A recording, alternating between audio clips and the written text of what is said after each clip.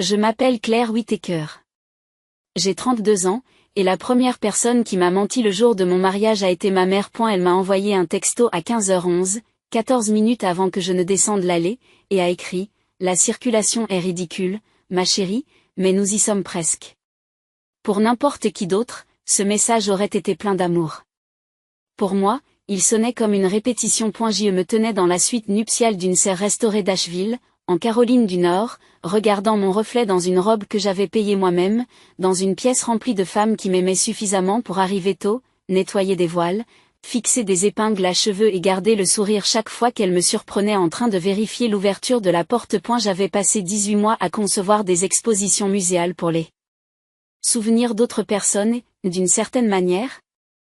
Je croyais encore que mes propres parents pourraient enfin m'aider à en créer un qui vaille la peine d'être conservé. J'aurais dû m'en douter. Mon bouquet était déjà dans mes mains. La musique avait été retardée une fois. Mon fiancé m'attendait sous un plafond de lampes suspendues et de jasmin grimpant, et je n'arrêtais pas d'entendre ce texte stupide dans ma tête. Presque là, cette phrase m'avait suivi toute ma vie. Presque fier de toi. Presque assez. Presque choisi. Ma gorge s'est serrée lorsque le coordinateur du lieu a frappé doucement et a demandé si nous devions attendre la cérémonie 5 minutes de plus. J'ai souri comme le font les filles lorsqu'elles essaient de ne pas se mettre dans l'embarras en public et j'ai dit, oui, bien sûr. Attendons. C'est à ce moment-là que j'ai compris quelque chose que j'aurais dû accepter des années plus tôt. Et si le plus beau jour de ma vie dépendait encore de l'arrivée de mes parents? Alors peut-être n'avais-je jamais été vraiment libérée.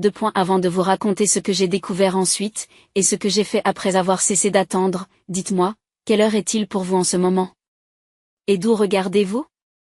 Je suis curieux de voir jusqu'où ira cette histoire. Je n'étais pas nerveuse à l'idée d'épouser Owen. J'étais nerveuse à l'idée d'entrer dans le même vieux scénario familial avec une plus jolie robe. Vous savez de quel genre de scénario je parle? Celui où personne ne dit à voix haute qui compte le plus parce qu'ils vous le montrent depuis tant d'années qu'ils n'ont plus besoin de mots. Dans ma famille, ma sœur Lorraine a toujours été l'événement, et j'ai toujours été le personnel de soutien qui se tenait juste à l'extérieur du cadre. 2 ans plus tôt, mes parents lui avaient organisé un mariage dans les environs de Charleston, qui semblait tout droit sorti d'un magazine de luxe. Des pivoines. Partout, du linge importé. Un quatuor à cordes au coucher du soleil, un monogramme personnalisé sur la piste de danse. Je sais exactement combien ils ont dépensé parce que j'ai vu un jour le décompte sur le bureau de mon père alors qu'il l'aidait à trier les reçus après son opération. 160 000 $, sans compter le dîner de répétition. Ma mère a porté un toast de 20 minutes à Lorraine ce soir-là. 20 minutes entières. Elle a décrit son enfance, l'a dépeinte comme radieuse, élégante, douée, impossible à ne pas aimer. Mon père se tenait debout, une coupe de champagne à la main, souriant à la foule comme s'il avait personnellement lancé une dynastie. À un moment donné, il a même déclaré « Certaines filles savent comment rendre une famille fière ». La salle a ri doucement, chaleureusement, d'un air approbateur. Je me souviens m'être tenu près de la station de restauration, un sourire poli figé sur le visage. Tandis qu'un serveur me demandait si je faisais partie de l'équipe d'organisation. C'était presque drôle. Presque. Parce que, d'une certaine manière, je l'avais toujours été. J'étais celle qui ramassait les faveurs oubliées, qui revenait chercher les sacs de vêtements supplémentaires, qui empêchait notre tante de se plaindre de sa table et qui restait tard pour aider à charger les cadeaux dans les voitures. Voilà comment se présentait mon rôle. Utile, fiable, facile à oublier. Alors, quand Owen et moi nous sommes fiancés, je me suis fait une promesse. Je ne m'en dirai pas l'enthousiasme.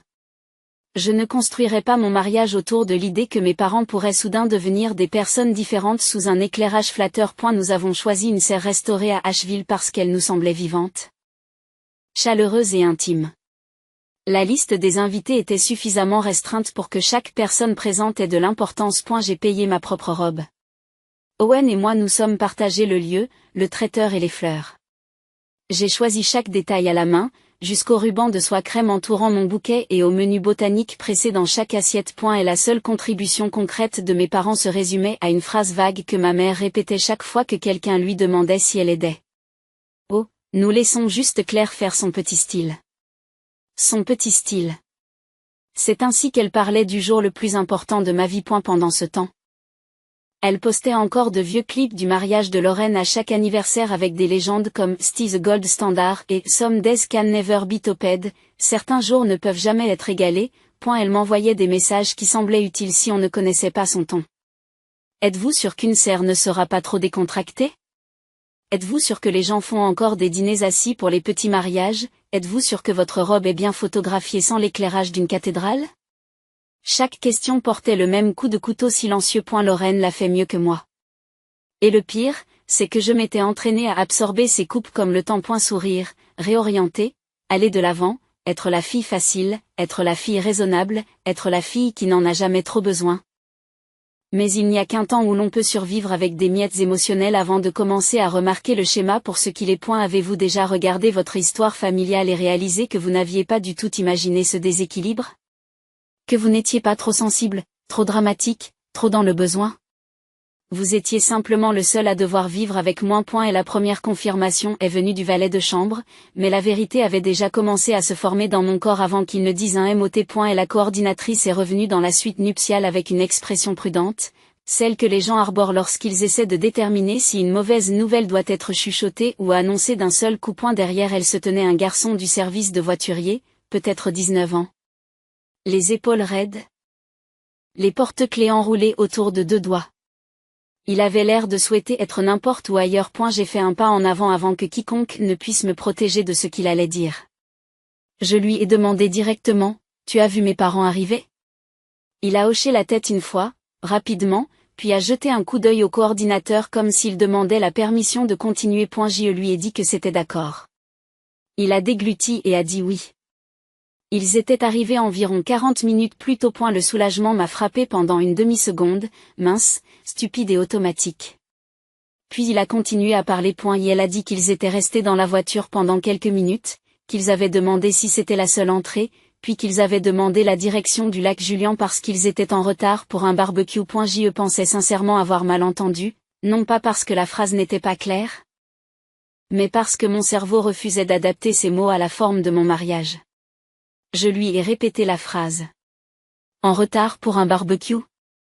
Il a acquiescé de nouveau, avec plus de réticence cette fois, et a ajouté que la femme sur le siège passager avait ri et dit, Claire fera encore des photos. Nous pourrons passer après. Il y a des moments dans la vie où la douleur n'arrive pas comme une vague. Elle arrive comme une précision. Chaque doute flou est soudain mis au point. C'est ce qui m'est arrivé. Il ne s'était pas perdu.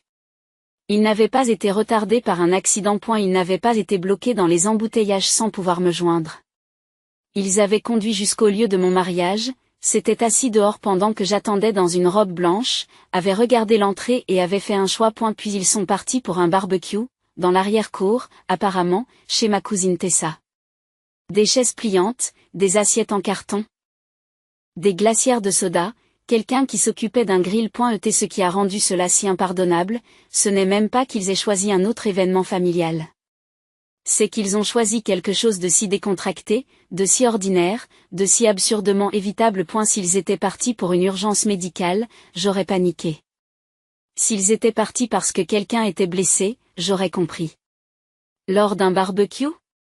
Il n'y a aucun moyen d'adoucir ce que cela signifie. Cela signifie que ma cérémonie a été classée en dessous des plats d'accompagnement et des bavardages. Cela signifie que la première heure de mon mariage était considérée comme négociable.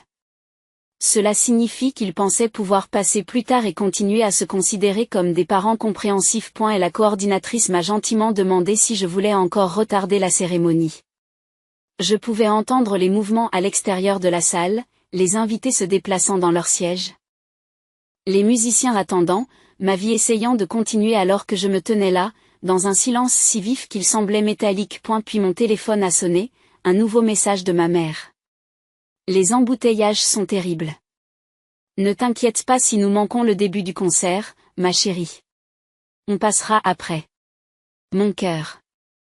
J'ai fixé le mot jusqu'à ce qu'il cesse de ressembler à de l'affection et qu'il prenne l'allure d'une stratégie. Ne fais pas d'histoire. C'était toujours le commandement caché dans chaque blessure qu'il me donnait. N'en fais pas toute une histoire quand Lorraine aura une plus grande chambre. N'en faites pas tout un plat quand votre dîner d'anniversaire est reporté.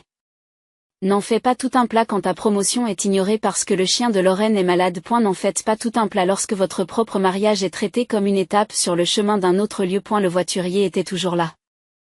Mortifié. Je l'ai remercié parce que rien de tout cela n'était de sa faute et je l'ai regardé partir comme s'il ne pouvait pas s'échapper assez vite. Puis j'ai regardé la porte fermée, le bouquet dans ma main, l'horloge sur le mur, et j'ai compris quelque chose que j'aurais dû accepter il y a des années. Ce n'était pas une surprise. C'était une confirmation finale. Ils n'avaient pas encore gâché mon mariage. Ils avaient révélé la valeur exacte qu'ils lui accordaient. Et une fois que quelque chose est exposé aussi clairement, vous ne pouvez plus revenir à l'appeler « confusion ». Je suis entré dans la salle de préparation latérale et j'ai fermé la porte derrière moi avant que quelqu'un puisse dire quelque chose d'assez gentil pour me faire pleurer. Le silence qui y régnait était étrange après le bourdonnement de la suite nuptiale. Comme si l'air lui-même attendait de voir ce que j'allais faire. J'ai posé mon bouquet sur une console et j'ai regardé à nouveau mon téléphone. Non pas parce que j'avais besoin de plus de preuves, mais parce que la trahison a une façon malsaine de vous faire vérifier que vous savez déjà. J'ai d'abord ouvert Instagram, puis le chat du groupe familial que je gardais en sourdine pour ma propre santé mentale. Ils étaient là, pas dans les embouteillages, pas en train de s'excuser, pas en train de se précipiter dans ma direction. Et ma cousine Tessa avait déjà téléchargé un carrousel intitulé « Coup d'envoi familial au lac ». Sur la deuxième photo, mon père se tenait devant le grill, vêtu du tablier bronzé que je lui ai acheté il y a 3 ans, souriant comme s'il n'avait rien de plus important à faire. Sur une autre photo, ma mère tenait d'une main un gobelet en plastique et de l'autre le bras de Lorraine. La légende disait « Enfin, tout le monde est à nouveau réuni ». J'étais à 38 minutes de là. En robe de mariée, et d'après Internet, tout le monde était réuni. Mais pas moi. Ce détail m'a profondément marqué, car ce n'est pas seulement qu'ils étaient partis. C'est que, dans leur esprit, mon absence n'interrompait pas l'image de la famille. Je n'étais pas assez importante pour manquer à l'appel. Naomi m'a trouvé là, debout, mon téléphone dans une main et la poitrine si serrée que j'ai cru que j'allais déchirer la fermeture éclair de ma robe en essayant de respirer. Elle a fermé la porte derrière elle et n'a pas perdu de temps avec les questions habituelles. Elle a regardé mon visage et m'a dit « Raconte-moi ». C'est ce que j'ai fait. Pas avec élégance, pas dans un monologue cinématographique composé. Je lui ai dit par bribes, parking, barbecue, on peut s'arrêter après. N'en faites pas toute une histoire. Son expression a changé à chaque seconde, passant de l'inquiétude à l'incrédulité, puis à quelque chose de bien plus utile que la pitié. La colère. Une colère pure et simple à mon égard. Elle m'a pris le téléphone des mains, a regardé les photos et a dit « Claire, s'ils entrent ici tout à l'heure en s'attendant à des sièges et à des sourires, je jure que je leur ferai faire demi-tour si vite qu'ils se croiront de retour sur le parking. » J'aurais dû être horrifiée. Au lieu de cela, j'ai ri une fois, brutalement, parce que son indignation a fait que quelque chose en moi s'est senti vu. C'est ce qui me manquait depuis des années. Ma famille s'était toujours empressée de m'expliquer mes parents. Ils veulent bien faire. Ils sont vieux. Lorraine a juste besoin de plus de soutien. Tu sais comment ta mère est. C'est toi qui es forte. Mais personne n'a jamais regardé les faits et dit l'évidence à voix haute. C'est cruel.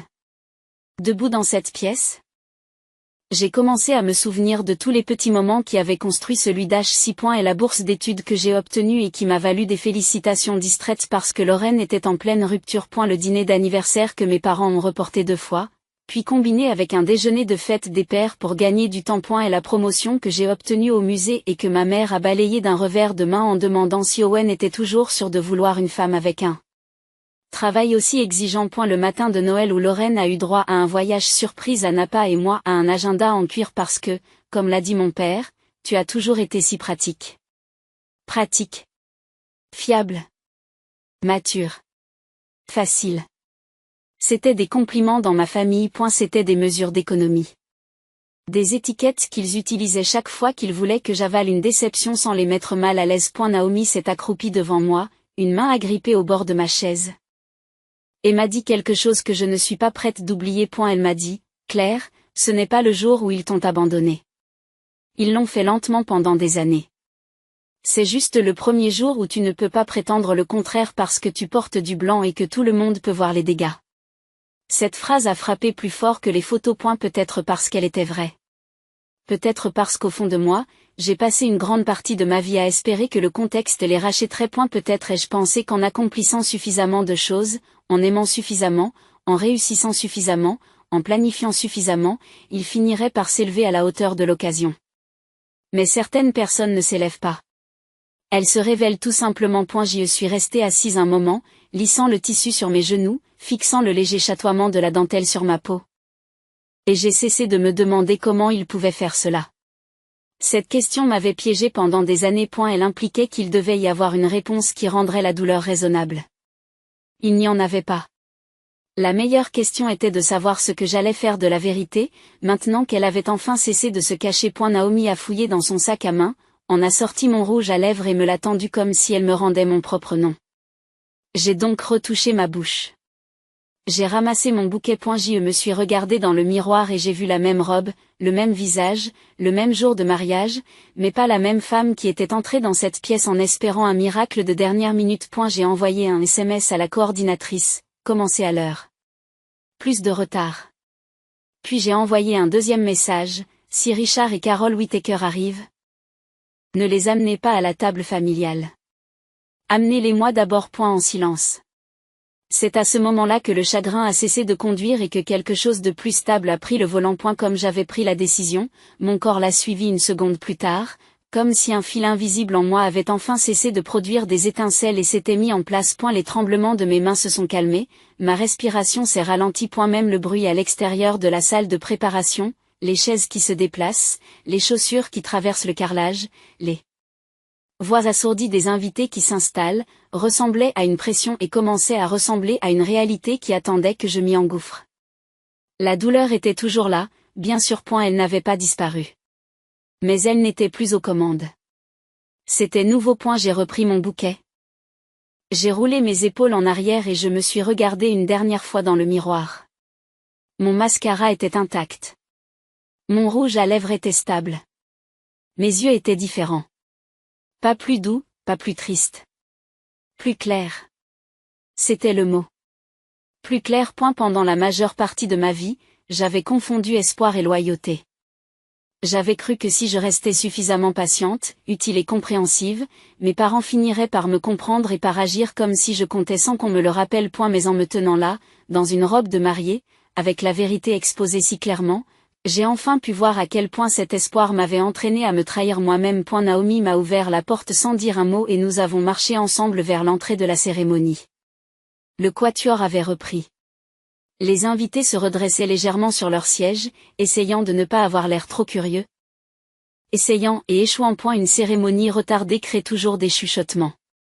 Une mariée marchant sans ses parents crée un silence. Lorsque les portes se sont ouvertes et que j'ai franchi la porte seule, toute la salle a changé. Non pas de pitié, comme je l'avais craint, mais d'attention. Une attention réelle, totale. Elle s'est déplacée dans l'espace comme un courant. Je pouvais le sentir dans le calme, dans la façon dont les conversations s'éteignaient instantanément, dans la façon dont les gens se tournaient entièrement vers moi au lieu de me jeter un coup d'œil poli puis de détourner le regard. Pendant une seconde suspendue, j'ai compris exactement à quel point j'étais exposée, et puis, de manière inattendue. Cette exposition a cessé de ressembler à une humiliation et a commencé à ressembler à un pouvoir. J'étais toujours là. Il ne l'était pas. Que tout le monde le voie. Que tout le monde s'interroge. Que tout le monde se souvienne de qui est venu et de qui n'est pas venu. L'allée s'étendait devant moi sous les lumières chaudes et le jasmin grimpant, et je l'ai parcouru seul, la colonne vertébrale droite et la tête haute. À mi-chemin, j'ai vu Naomi au premier rang, qui pleurait déjà. J'ai vu la mère d'Owen, les deux mains pressées contre sa poitrine. J'ai vu l'une de mes collègues du musée me regarder avec le genre de fierté féroce habituellement réservé aux survivants et aux finishers de marathon. Puis j'ai vu Owen. Son visage a changé à la seconde où il a réalisé que je venais seul. D'abord l'inquiétude. Puis la compréhension. Puis quelque chose de plus stable et de plus profond que l'un ou l'autre. Le respect. Il n'avait pas l'air embarrassé pour moi. Il n'avait pas l'air paniqué. Il avait l'air de savoir que cette marche me coûterait quelque chose et qu'il m'admirait pour l'avoir quand même entreprise. À un moment où je l'ai rejoint, ma gorge brûlait. Il m'a pris les deux mains et s'est penché juste assez pour me murmurer, « Ils n'ont pas le droit de toucher à ce moment. » Tu m'entends ? Ils n'ont pas le droit de l'avoir. Cette phrase a failli me faire perdre plus que tout le reste de la journée. Parce que c'est ce que j'avais protégé sans même m'en rendre compte. Pas seulement la cérémonie, mais sa signification. Le droit d'avoir une chose sacrée dans ma vie qui n'avait pas à se plier à l'égoïsme de ma famille. Petit à petit, la pièce a cessé de me sembler un endroit où j'avais été abandonnée et a commencé à me sembler un endroit où l'on m'avait témoigné. Cette différence a eu plus d'importance que je ne saurais l'expliquer. Pendant les vœux, j'ai entendu ma propre voix s'exprimer plus fort que je ne l'aurais cru. Nous les avions écrits des semaines auparavant, simples et sincères, mais lorsque ce fut mon tour, j'ai ajouté une ligne qui ne figurait pas dans la version originale. J'ai dit: j'ai promis de construire un foyer où personne n'a besoin de gagner de la tendresse en étant commode. Les mots sont restés suspendus pendant une seconde et j'ai senti qu'ils se propageaient dans la salle. Quelques personnes ont compris immédiatement. Je m'en suis rendu compte. Peut-être que d'autres ont simplement entendu que c'était poétique. Ce n'est pas grave. Owen avait compris. Ses yeux se sont remplis avant qu'il ne prononce un seul mot de ses propres vœux. Lorsqu'il m'a promis que je n'aurais plus jamais à me tenir seul dans une pièce remplie de gens, j'ai senti se relâcher quelque chose en moi qui était tendu depuis des années. Pas guérir, pas complètement, mais se relâcher. Suffisamment pour respirer. Assez pour croire que mon avenir n'avait pas à ressembler à mon histoire. Lorsque nous nous sommes embrassés. Les applaudissements qui ont suivi n'étaient pas les applaudissements polis que les gens donnent lors d'événements officiels parce qu'ils sont attendus. Il y avait de la force derrière. De la joie, oui, mais aussi de la solidarité, le genre d'applaudissements qui disent que nous avons vu ce qui s'est passé et que nous vous voyons quand même. Nous avons redescendu l'allée ensemble, en tant que mari et femme, et à chaque pas, je me suis sentie plus éloignée de la fille que mes parents m'avaient appris à être. L'heure du cocktail a commencé sous des guirlandes lumineuses et la faible lueur dorée de la fin de l'après-midi qui se déversait à travers les panneaux de la serre. Les invités se sont regroupés autour de tables drapées de lin, les serveurs ont passé des plateaux de champagne et de gâteaux au crabe. Et l'orchestre a entamé une musique douce et lumineuse. Plus d'une personne m'a serré dans ses bras un peu plus fort que d'habitude. Personne n'a posé de questions indiscrètes. Personne ne m'a imposé sa sympathie. Cette retenue a été ressentie comme une forme de gentillesse. Ils m'ont donné la possibilité de rester digne, et je m'en souviendrai toujours. Puis, lorsque le photographe est venu me demander des portraits officiels, j'ai pris une décision qui m'a semblé insignifiante sur le moment et énorme à la seconde où je l'ai exprimée à haute voix. Et elle m'a demandé si je voulais attendre un peu plus longtemps au cas où mes parents arriveraient avant les photos de famille. J'ai répondu par la négative. Puis j'ai précisé ma pensée. J'ai dit, faisons le portrait de famille maintenant, mais pas par le sang. Il a cligné des yeux une fois. Puis a hoché la tête comme un professionnel qui a vu suffisamment de mariages pour comprendre que certaines instructions sont porteuses d'histoire. Nous avons donc réuni les personnes qui nous avaient choisis, Naomi, les parents d'Owen, ma colocataire à l'université, l'équipe de mon musée, le voisin qui m'a aidé à déménager d'un appartement à minuit, le mentor qui m'a appris à négocier mon salaire, des amis qui ont traversé des États, des gens qui ont appelé, pris des nouvelles, se sont présentés, sont restés tard, se sont souvenus de détails, ont fait de la place. Des personnes qui n'ont jamais considéré l'amour comme un système de classement. Nous nous tenions sous un mur de lierre et de lanternes tandis que le photographe nous rapprochait, nous serrait, nous réchauffait. Jusqu'à ce que cela cesse de ressembler à un substitut de famille et commence à ressembler à quelque chose de vrai. C'était la photo la plus honnête que j'ai jamais prise. Je l'ai regardée sur l'aperçu de l'appareil photo et j'ai ressenti un étrange sentiment de paix. La voilà, me suis-je dit. Voilà la vie à laquelle j'appartiens vraiment. Puis j'ai fait quelque chose que mon ancien moi n'aurait jamais osé faire. Je l'ai publié avant le dîner. Pas de réflexion, pas de dossier de brouillon, pas de question de savoir si c'était trop. Juste une photo et une légende. Merci aux personnes qui ont choisi d'être présentes aujourd'hui. Vous avez rendu ce mariage inoubliable. Certains sièges sont restés vides. Mais l'amour a le don de combler ce que l'irrespect abandonne. Je n'ai pas nommé mes parents. Je n'ai nommé personne. Je n'en avais pas besoin. Quiconque avait besoin de comprendre comprendrait immédiatement. Toute personne qui se sentait exposée avait mérité ce sentiment. J'ai glissé mon téléphone dans la pochette de Naomi, j'ai accepté une coupe de champagne sur un plateau qui passait, et je me suis dirigée vers la réception avec Owen à mes côtés.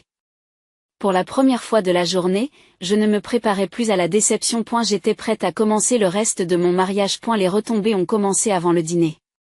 Tessa, ma cousine qui s'occupe du barbecue et des légendes dramatiques, a commencé par dire « Attendez. Tante Carole et oncle Rick n'étaient pas là ?» Owen Lorraine m'a envoyé un texto en privé. « Pourquoi tu postes des trucs passifs-agressifs le jour de ton mariage ?» Maman est bouleversée. J'ai regardé ce message pendant 3 bonnes secondes avant de rire si fort qu'Owen a dû me demander si j'allais bien. Il y a quelque chose de presque artistique dans le droit des gens qui vous blessent et qui prétendent immédiatement que votre réaction est l'offense. J'ai répondu. Ils ont préféré le grill de ton cousin à ma cérémonie après avoir fait tout le chemin jusqu'au parking du lieu de la cérémonie. Il n'y a rien de passif dans ce que je dis. Puis je l'ai mise en sourdine et je suis allée dîner. La réception était magnifique. Pas parfaite. Magnifique. La perfection est fragile. Le beau est vivant. La mère d'Owen a porté un toast si sincère qu'il a fait pleurer la moitié de la salle. Naomi a transformé ma marche solitaire dans l'allée en une histoire sur le courage plutôt que sur l'abandon. Mes invités ont dansé. Ils ont ri. Ils ont mangé du risotto aux champignons. Des travers de porc et de minuscules tartes au citron sous des fougères suspendues et à la lueur des bougies. À un moment donné, je suis sortie pour respirer et j'ai vu la ligne de crête des montagnes s'estomper dans le bleu du soir. Je me souviens avoir pensé que le chagrin d'amour est étrange parce qu'il peut côtoyer la joie sans l'annuler. J'étais blessée et heureuse à la fois. Je pense que l'âge adulte permet d'apprendre que les deux choses peuvent être vraies. Puis, juste après notre première danse, le coordinateur s'est de nouveau approché de moi avec un visage attentif. Cette fois, je ne me suis pas crispée. Je savais, c'est tout. Elle m'a dit, tes parents sont là maintenant. Si tard que c'en était presque drôle. Ils avaient apparemment décidé de venir après le barbecue, exactement comme ma mère l'avait prévu. Comme si mon mariage était une obligation de passage qu'ils pouvaient glisser entre les hamburgers et le dessert. Et la coordinatrice a ajouté qu'ils semblaient contrariés par le changement de place. Bien sûr qu'ils étaient contrariés. Ce genre de personne ne craint pas de vous manquer de respect. Il s'inquiète lorsque le manque de respect a une incidence sur la logistique. J'ai demandé où il se trouvait. Elle m'a répondu qu'il se trouvait dans l'entrée latérale, près de la cuisine, et m'a demandé pourquoi personne ne les avait conduits à la table familiale. J'ai tendu à Owen ma flûte de champagne, j'ai relevé l'ourlet de ma robe et j'y suis retournée moi-même. Mon père était rouge de colère. Et ma mère avait l'air offusquée dans une robe en soie marine que je n'avais jamais vue parce qu'elle n'avait assisté à aucune des photos, à aucun des vœux, à aucune des parties où un parent pouvait avoir de l'importance. La première chose qu'elle a dite, c'est « Claire ? Qu'est-ce qui se passe ? Ta tante m'a envoyé ton message et maintenant les gens appellent. » Mon père est intervenu en disant, « Tu nous as mis dans l'embarras le jour de mon mariage. » Imaginez un peu. Ils avaient presque tout raté et trouvaient encore le moyen de se recentrer. Je les ai regardés tous les deux et je n'ai senti aucune panique, aucune supplication, aucun réflexe de fille pour adoucir le moment. Juste l'immobilité. J'ai dit, vous avez manqué ma cérémonie pour un barbecue. Vous vous êtes assis dans votre voiture à l'extérieur de la salle et avez décidé que le poulet grillé était plus important que de me voir me marier. Puis tu m'as dit de ne pas en faire toute une histoire. J'en ai fait tout ce qu'il fallait. Ma mère a tenté un sourire, le genre condescendant qu'elle utilise lorsqu'elle pense pouvoir reprendre le contrôle de la société. Elle a dit, oh, ma chérie, ne dramatise pas. Nous allions venir après. J'ai hoché la tête une fois et j'ai dit. C'est exactement le problème. Vous pensiez qu'après était suffisant. Mon père a regardé vers la salle à manger et a baissé la voix. Allez-vous vraiment nous empêcher d'entrer pour un malentendu ? Un malentendu ? Cette phrase m'a presque impressionné. Des années de favoritisme, de négligence, de comparaison et d'humiliation publique, le tout emballé sous forme de confusion. Je leur ai dit ce que j'aurais dû leur dire 10 ans plus tôt. Il ne s'agit pas de ce soir. Ce soir, c'est juste le dernier reçu. Les yeux de ma mère se sont finalement durcis lorsqu'elle a compris que la honte n'allait pas m'émouvoir. Elle a dit que je les punissais devant toute la famille. J'ai répondu que non, qu'ils l'avaient fait eux-mêmes, au moment où ils avaient choisi où passer l'après-midi. Mon père m'a demandé si j'allais sérieusement les faire partir. Je lui ai dit oui, calmement, clairement, sans élever la voix une seule fois. Puis j'ai ajouté une chose.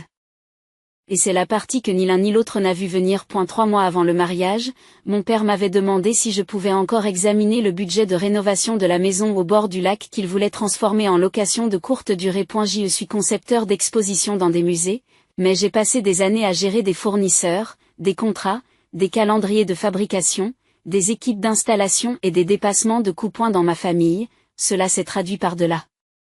Mais d'œuvres gratuites chaque fois que quelqu'un voulait faire quelque chose de beau et d'efficace. J'ai passé des semaines à les aider à entrer en contact avec un consultant en subvention de préservation, à élaborer un plan d'étage louable et à préparer le dossier de proposition qui rendrait l'ensemble du projet financièrement viable. Et la demande finale, accompagnée de mes recommandations aux vendeurs, des révisions du calendrier et des notes sur le crédit d'impôt, devait être remise le lundi matin. J'ai regardé mon père et lui ai dit: puisque tu penses que mes étapes sont facultatives, mon travail l'est aussi. Je me suis retiré du projet il y a 1 heure. Vérifie ton courrier électronique. Il m'a regardé fixement. Ma mère a blanchi. Je l'avais fait en enfilant mes chaussures de réception. Un message concis pour eux, un pour le consultant, un pour l'entrepreneur. Immédiatement, je ne suis plus impliqué dans le projet Les Chaos en tant que conseiller ou coordinateur. Veuillez retirer mon nom de tous les documents et adresser vos futures questions ailleurs. Cette maison était leur grand projet de retraite, leur prochain rêve de symbole de statut, la chose dont ils s'étaient vantés auprès de tous les cousins et amis de l'église à portée de voiture. Ils comptaient sur moi pour tenir les pièces mobiles ensemble parce que Lorraine n'était pas douée pour les détails, ce qui, dans le langage familial, signifiait que Lorraine était trop précieuse pour être encombrée et que Claire était trop fiable pour refuser. Jusqu'à présent, mon père m'a demandé si j'allais vraiment saboter la famille pour un malentendu privé. J'ai presque souri à la répétition. Le même mot, une voix plus petite. J'ai dit: non, je demande enfin le prix du marché pour avoir accès à moi, et vous ne pouvez pas vous le permettre. Le coordinateur s'est approché, sans me toucher, juste en étant présent. Owen était à quelques mètres derrière, silencieux et solide.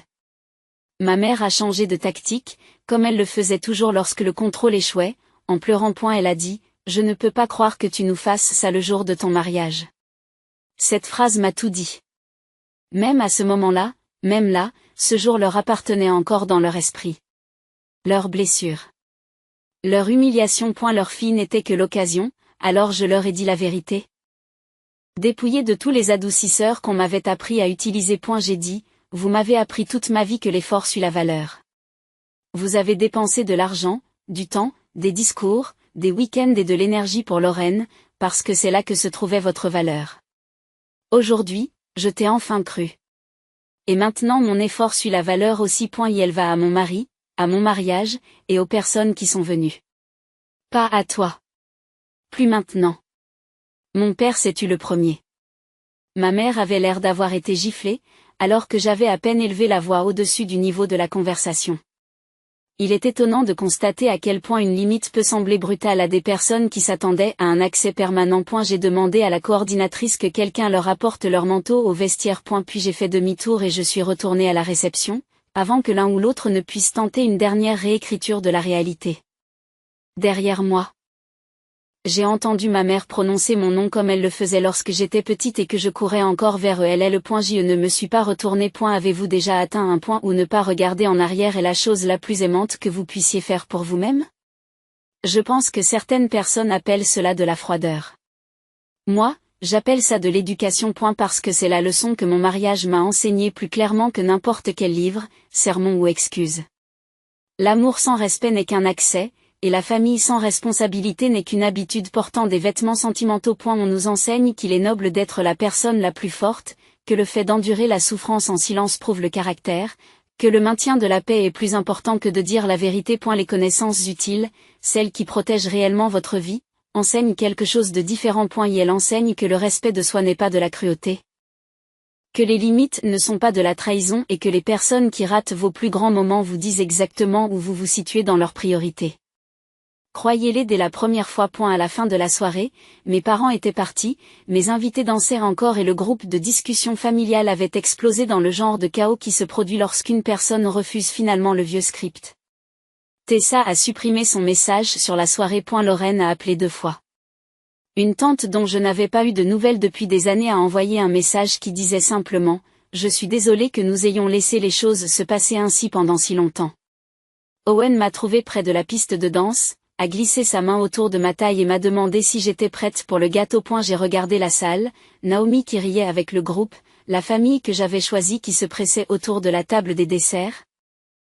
La lumière des bougies qui scintillait contre le verre de la serre, la vie qui m'attendait au-delà de ce jour brutal et clarifiant. J'ai dit oui. Non pas parce que tout était guéri. Non pas parce que j'avais cessé d'être blessé.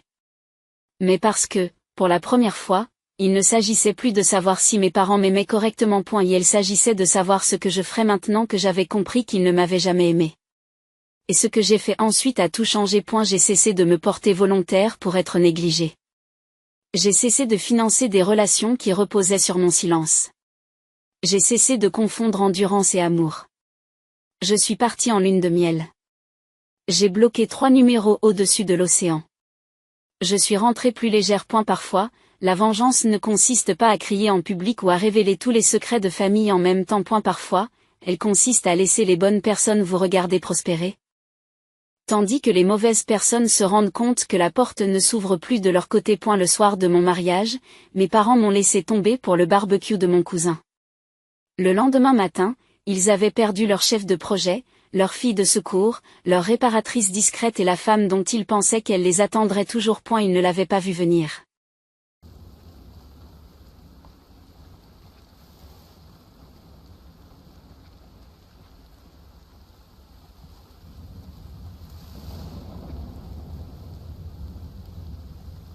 Holy crap, Nick, your fingers must be tired. What the fuck, you stupid shit? Get off of me. Where is it?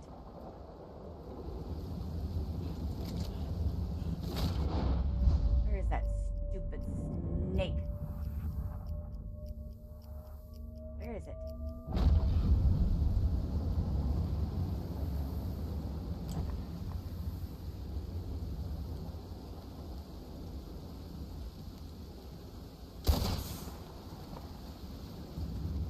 Bit the shit out of me. We can be queen pins.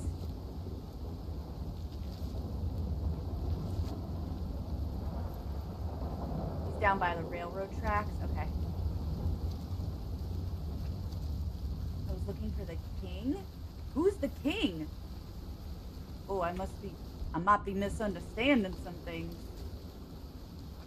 Who's the king? Sneaky snake bit my foot. That bitch. I know. Is Elvis in the game? Who put Elvis in this game?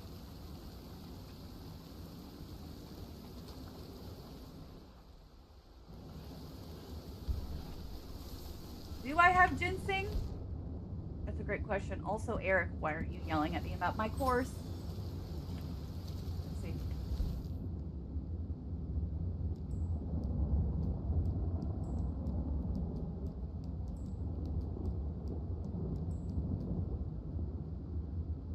Do I have any ginseng? I wish I could just do a quick search. No, no ginseng. The king is in the big treetop just north of Moose Ground.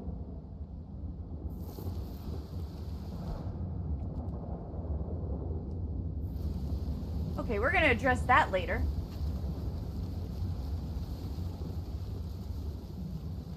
Oh, there we go. Figured it out. We're gonna get the moose. We're gonna get moose knuckles first, and then we're gonna get whoever the king is. Okay, then. Oh, Nick, you're so close.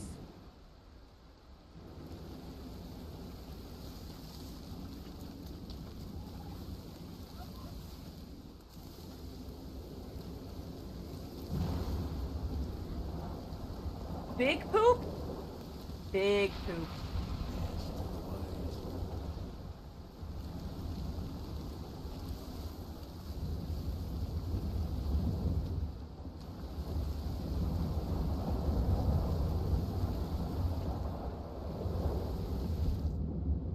Also, let me just that.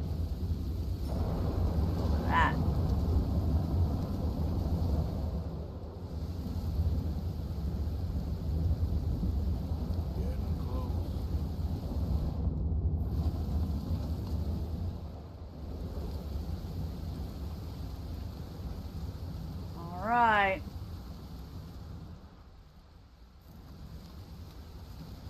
goes by Elvis.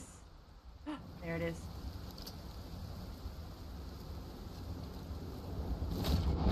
Oh my god.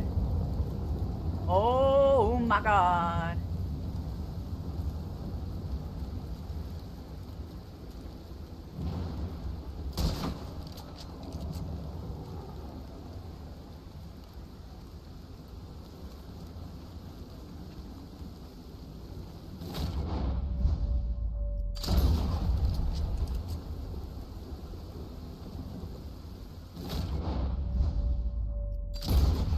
Ah, shit.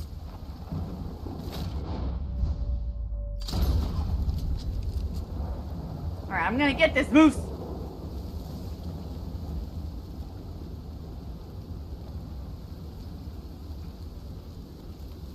Oh, I made her suffer. I'm sorry. I'm sorry. I'm sorry. I'm sorry. Just, I'll make it quick. Dude, that's a huge ass animal. 5K? Holy shit, Nick. Thank you so much.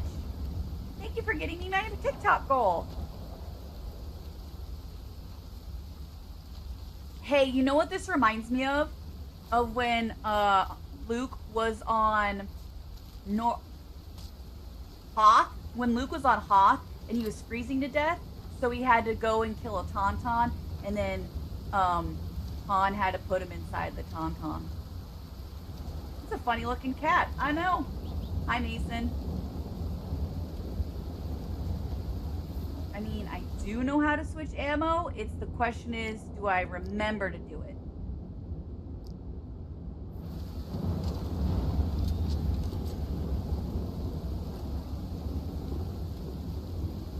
That's a big ass cat, if you ask me.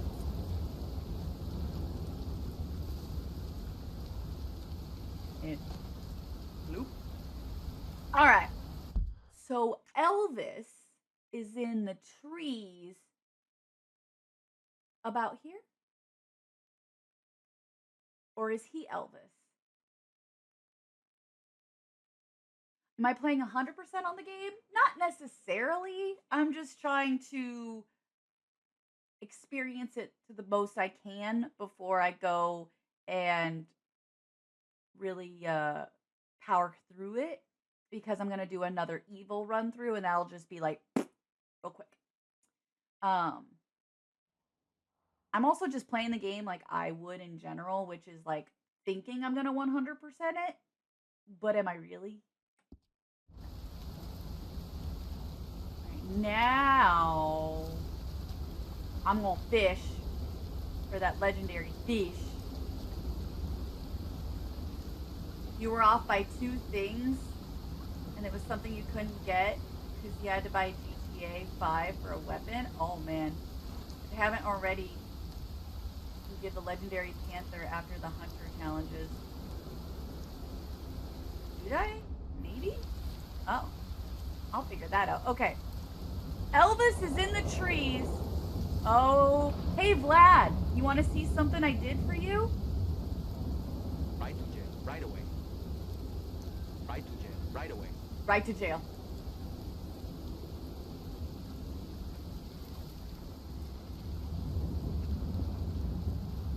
Wait, Eric, is there really something in the trees? Or am I just thinking it's the moose? You didn't clarify.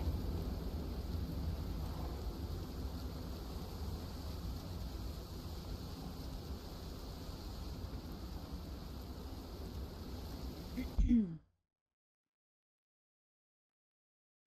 to go right about here. I took it away, but that's fine. Wait, do it again? Haha. Right to jail, right away. There you go. There's actually a man in the trees? Sir.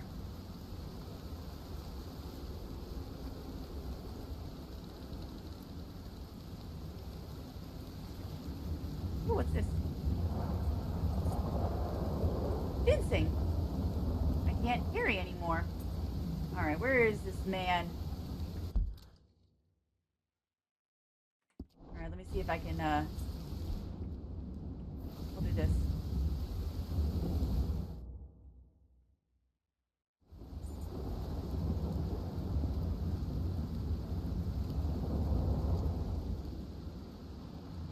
Alright, let's see if I can, whatever I can craft. Dude, I saw that they were running his mermaid myth, and I went, oh, I can relax.